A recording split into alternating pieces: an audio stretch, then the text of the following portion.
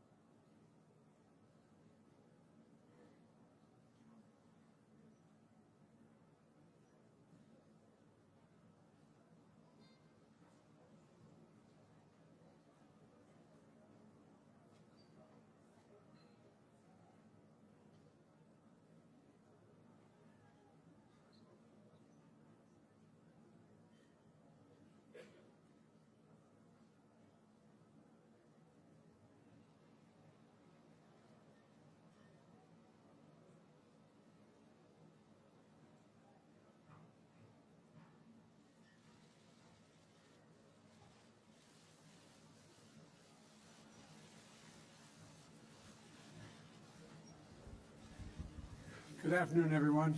Thank you. If you have a seat, please sit down. I think someone else walked in the room. Thank you very much for taking the time to be here. I think we can all agree that this has been a historic NATO summit. Some of the folks have been covering me for a while. About a year and a half ago, when the first G7 meeting took place in England, I talked about the need for us to reconsider the makeup of NATO, how it functioned, and come up with a different strategy for NATO and how we work together. And in addition to that, we also talked about the G7 taking on additional responsibilities. Before the war started, I told Putin that if he invaded Ukraine, NATO would not only get stronger, but would get more united. And we would see democracies in the world stand up and oppose his aggression and defend the rules-based order. And that's exactly what we're seeing today. This summit was about strengthening our alliance, meeting the challenges of our world as it is today, and the threats we're going to face in the future. The last time NATO drafted a new mission statement was 12 years ago. At that time, it characterized Russia as a partner, and it didn't even mention China. The world has changed a great deal since then, and NATO is changing as well. At this summit, we rallied our alliances to meet both the direct threats of Russia poses to Europe and the systemic challenges that China poses to a rules-based world order. And we've invited 2 new members to join NATO. It was a historic act, Finland and Sweden, 2 countries with a long tradition of neutrality and choosing to join NATO. Some of the American press will remember when I got a phone call from the leader of Finland saying, could he come and see me?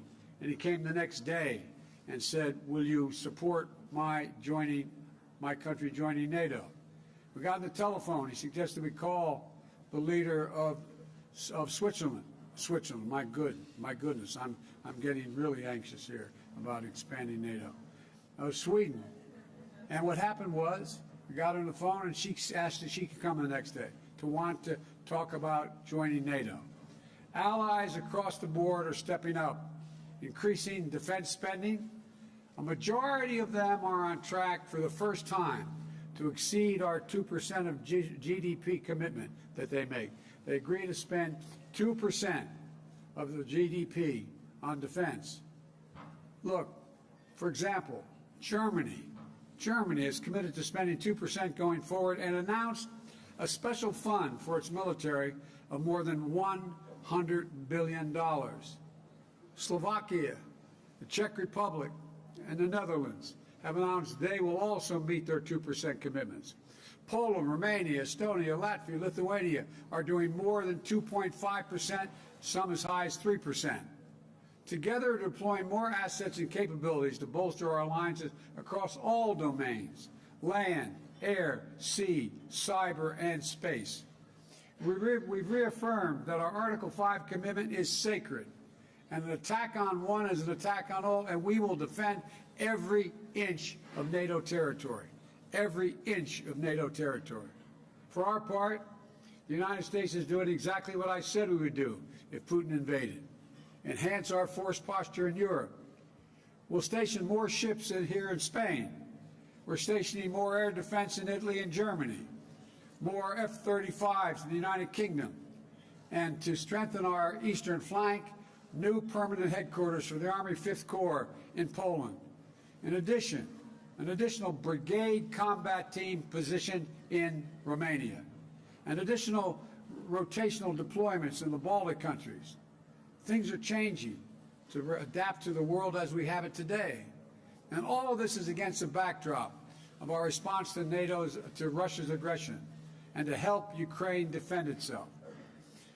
The United States is rallying the world to stand with Ukraine. Allies and partners around the globe are making significant contributions. Secretary Austin just brought together more than 50 countries, pledging new commitments. And this is a global effort to support Ukraine. Nearly 140,000 anti-tank systems, more than 600 tanks, nearly 500 artillery systems, more than 600,000 rounds of artillery ammunition, as well as advanced multiple launch rocket systems, anti-ship systems, and air defense systems. And again, the United States is leading the way. We provided Ukraine with nearly $7 billion in security assistance since I took office. The next few days, we intend to announce more than $800 million more, including new advanced Western air defense systems for Ukraine, more artillery and ammunition, counter battery radars, additional ammunition for the HIMARS multiple launch rocket systems we've already given Ukraine, and more HIMARS coming from other countries as well.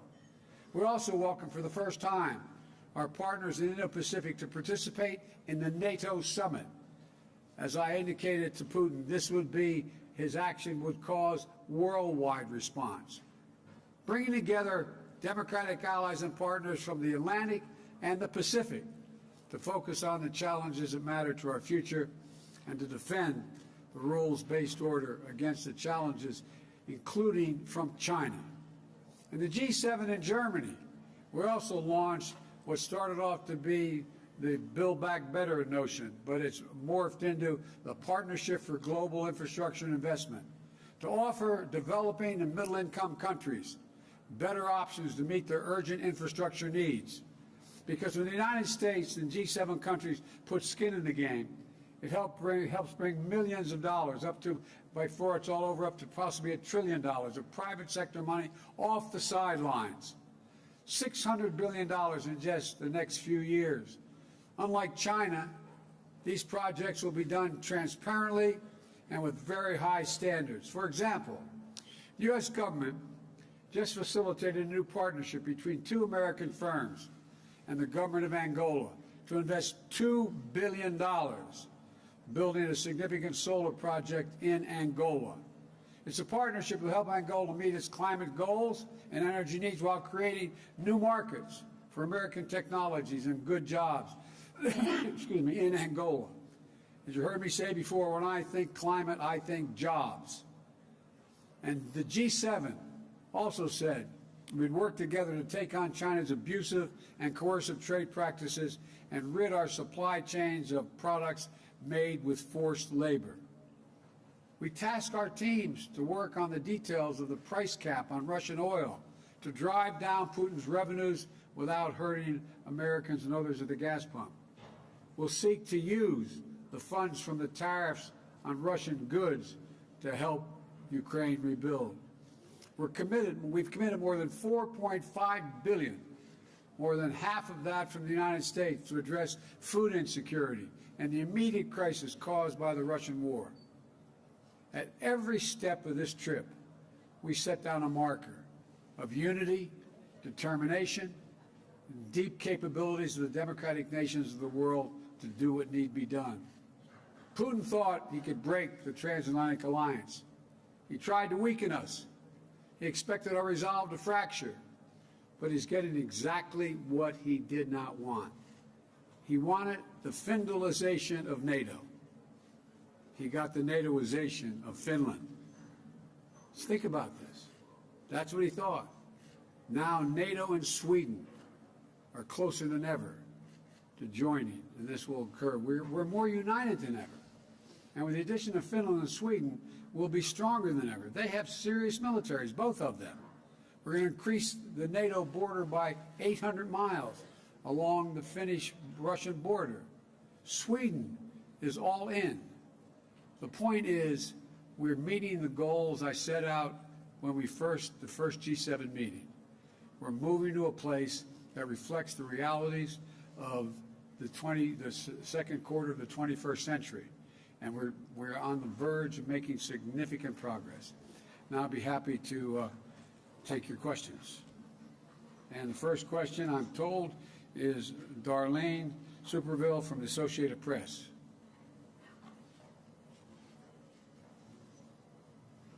Thank you, Mr. President. 2 questions, please. Of course. America is back was your motto at the first NATO summit last year, and you've come to this summit here and the one in Germany after the U.S. Supreme Court overturned constitutional protections for abortion, after the shootings in Buffalo and Texas, at a time of record inflation, and as new polling this week shows that 85% of the U.S. public thinks the country is going in the wrong direction. How do you explain this to those people who feel the country is going in the wrong direction, including some of the leaders you've been meeting with this week, who think that when you put all of this together, it amounts to an America that is going backward? They do not think that. You haven't found one person, one world leader to say America's going backwards. America's better positioned to lead the world than we ever have been. We have the strongest economy in the world. Our inflation rates are lower than other nations in the world. The one thing that has been destabilizing is the outrageous behavior of the Supreme Court of the United States on overruling not only Roe v. Wade, but essentially challenging the right to privacy. We've been a leader in the world in terms of personal rights and privacy rights, and it is a mistake, in my view, for the Supreme Court to do what it did. But I have not seen anyone come up to me do anything other than, nor have you heard them say anything other than, thank you for America's leadership. You've changed the dynamic of NATO and the G7.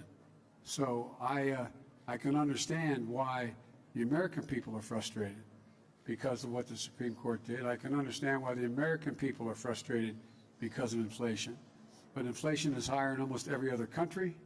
Prices at the pump are higher in almost every other country. We're better positioned to deal with this than anyone, but we have a way to go. And the Supreme Court, we have to change that decision by codifying Roe v. Wade. There were some comments by some of your counterparts after the U.S. Supreme Court ruling.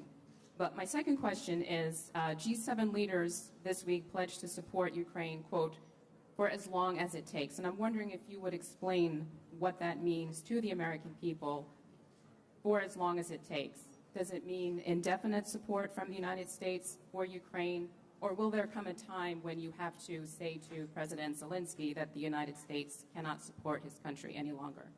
Thank you. We are going to support Ukraine as long as it takes. Look at the impact that the war on Ukraine has had on Russia.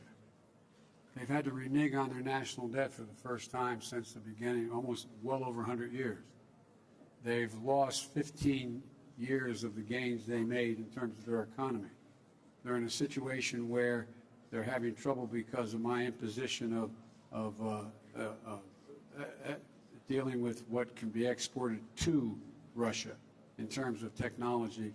They can't even, they're going to have trouble maintaining oil production because they don't have the technology to do it. They need American technology. And they're also in a similar situation in terms of their weapon systems and some of their military systems. So they're paying a very, very heavy price for this. And just today, Snake Island is now taken over by the Ukrainians.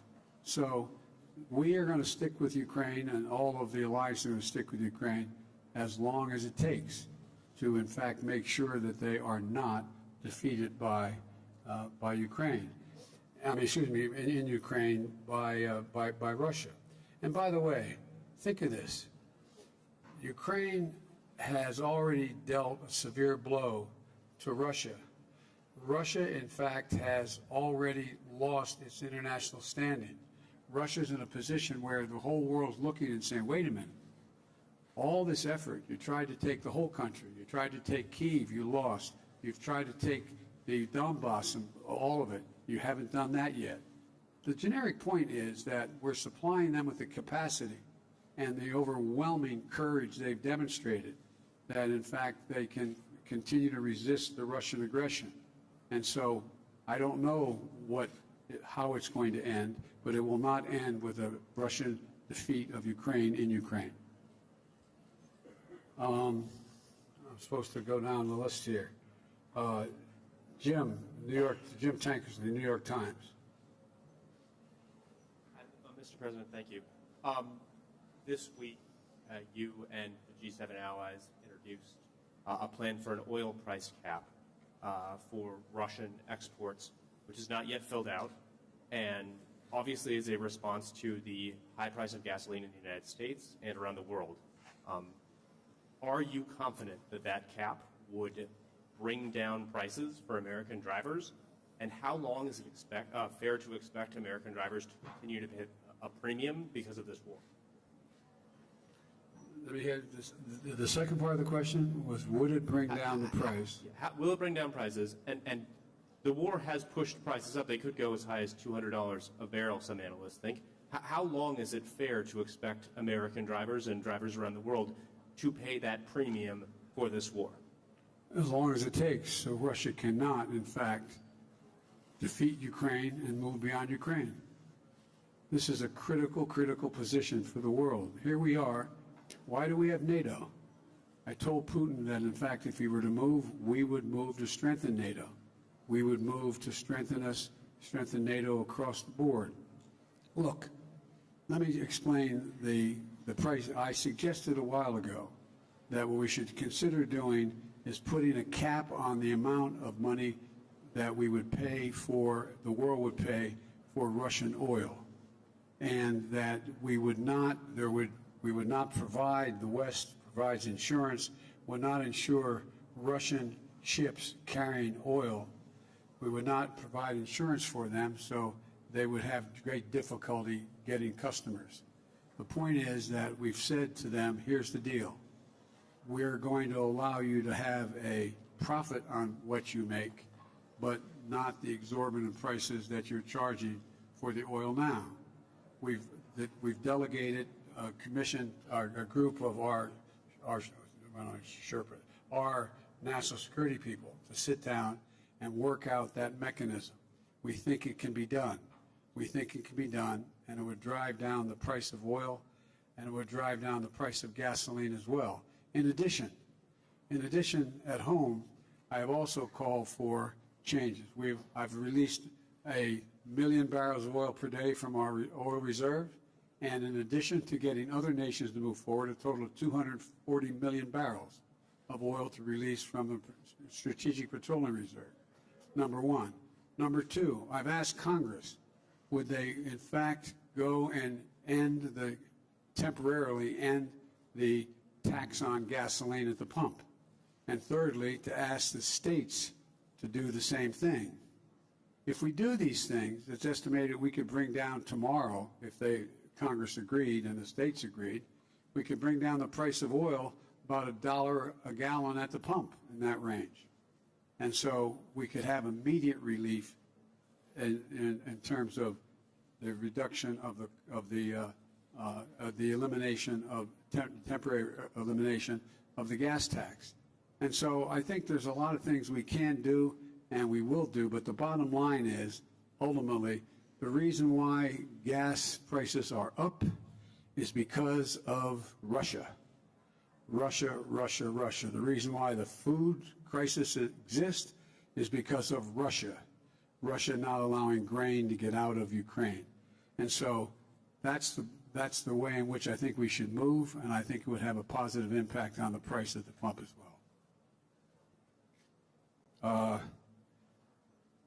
Jordan Fabian, Bloomberg.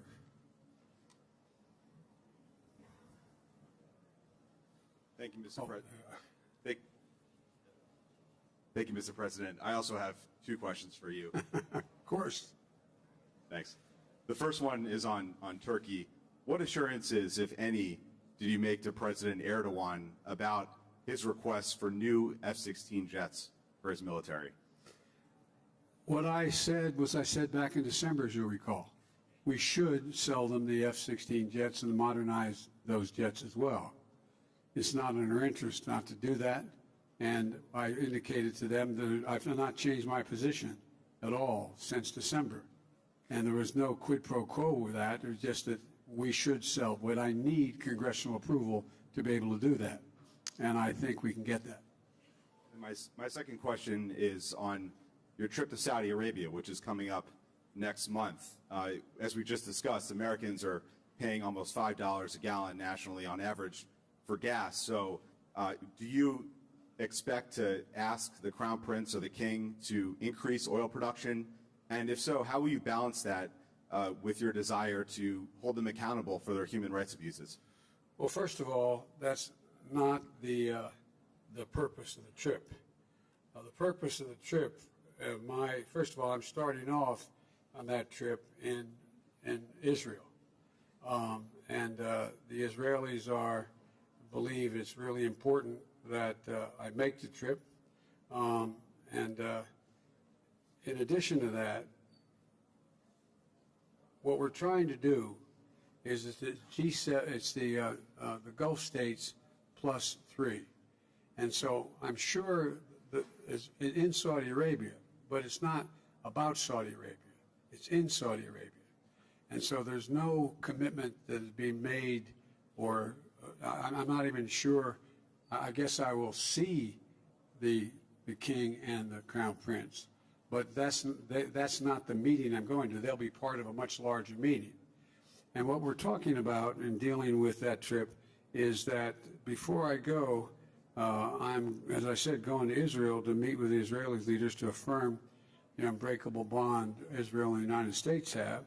And part of the purpose is the trip to the Middle East is to deepen Israel's integration into the region, which I think we're going to be able to do, and which is good for peace and good for Israeli security.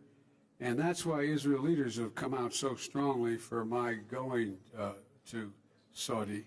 But the overall piece here is we're also going to try to reduce the deaths and the war that's occurring. I mean, there's a whole range of things that go well beyond anything having to do with Saudi in particular. But if you were to see the Crown Prince or the King, would you ask them to increase oil production? No, I'm not going to ask. I'm going to ask. All the Gulf states are meeting.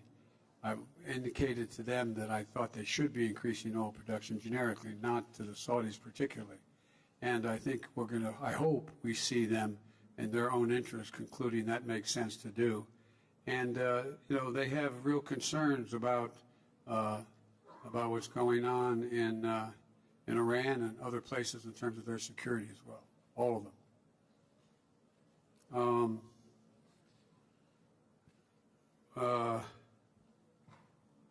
Tarina, the Wall Street Journal.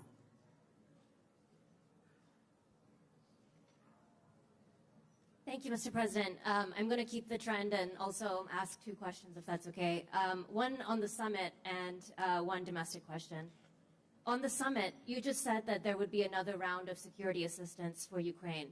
After hearing President Zelensky's assessment that the war needs to end before the winter, are you changing your calculation in terms of the pace of the assistance and what kind of assistance you're sending to Ukraine?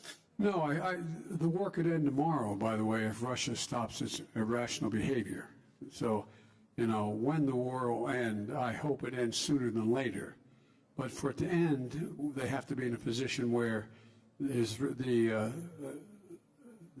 Ukrainians have all that they can reasonably expect, we can reasonably expect to get to them in order to provide for their physical security and their defenses. And so one does not relate to the other. We're going to be providing another, well, I guess I'll announce it shortly, but another $800 million in aid for additional weaponry, including, weapons, including air defense system, as well as offensive weapons. I have a whole list I'd be happy to give to you, but that's the next tranche that's going to occur. And on the domestic question, sir, what further specific executive actions are you considering in response to the Roe ruling, and would you declare a public health emergency, as several Democrats are calling on you to do? I'll be happy to go in detail with you on that. I'm having a meeting with a group of governors when I get home on Friday, and I'll have announcements to make then. But the first and foremost thing we should do is make it clear how outrageous this decision was and how much it impacts not just on a woman's right to choose, which is a critical piece, but on privacy generally. And so I'm going to be talking to the governors as to what actions they think I should be taking as well. And but the most important thing to be clear about is we have to change. I believe we have to codify Roe v. Wade in the law, and the way to do that is to make sure the Congress votes to do that. And if the filibuster gets in the way, it's like voting rights. It should be we provide an exception for this, require an exception to the filibuster for this action to deal with the Supreme Court decision. Hang on, I got one more here. Kelly O'Donnell, NBC. Thank you, Mr. President. Well, you just made some news saying you would support changing the filibuster rules to codify abortion rights broadly across the country. Right to privacy, not just abortion rights, but yes, abortion rights. Can you describe for us, sir, many Americans are grappling with this. What is your sense today about the integrity and the impartiality of the Supreme Court? Should Americans have confidence in the court as an institution? And your views on abortion have evolved in your public life. Are you the best messenger to carry this forward when Democrats, many of them, many progressives, want you to do more? Yeah, I am. I'm the President of the United States of America. That makes me the best messenger. And I really think that it's a serious problem that the court has thrust upon the United States. not just in terms of the right to choose, but in terms of the right to who you can marry, a whole range of issues relating to privacy. And I have written way back a number of larger articles about the Ninth Amendment and the 14th Amendment and why the privacy is considered as part of a constitutional guarantee. They've just wiped it all out. And so I'm the only president they got, and I feel extremely strongly that I'm going to do everything in my power, which I legally can do in terms of executive orders, as well as push the Congress and the public. The bottom line here is, if you care, if the polling data is correct, and you think this decision by the court was an outrage or a significant mistake, vote. Show up and vote. Vote in the off year and vote, vote, vote. That's how we'll change it. All right, guys. No, there's no such thing as a quick one. I'm out of here. Thank you all very much.